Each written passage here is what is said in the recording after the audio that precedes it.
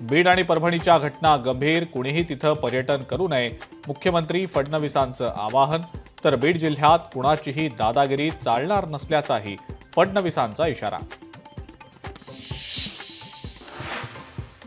भाजपच्या बैठकीमध्ये महानगरपालिका निवडणुकीवर चर्चा. मुंबईचा महापौर महायुतीचा असावा यावर भर. तर एक है तो सेफ है हे वाक्य घराघरात पोहोचवा, भाजपच्या बैठकीमध्ये सूचना. गडचिरोलीच्या पालकमंत्रीपदावरून महायुतीमध्ये रस्सीखेच असल्याची चर्चा. गडचिरोलीचं पालकमंत्रीपद माझ्याकडे ठेवू इच्छितो, मुख्यमंत्री देवेंद्र फडणवीसांचं मोठं वक्तव्य.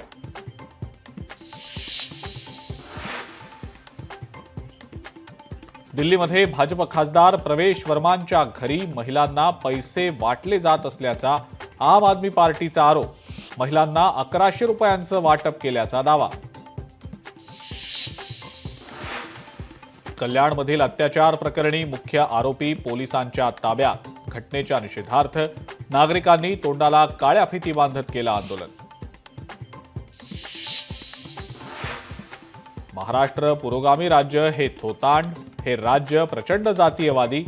भाजपचे आमदार गोपीचंद पडळकरांचं वक्तव्य. आणि मुख्यमंत्री देवेंद्र फडणवीसांनी 100 दिवसांच्या ॲक्शन प्लॅनचा घेतला आढावा. लवकरच ॲक्शन प्लॅन निश्चित केला जाणार.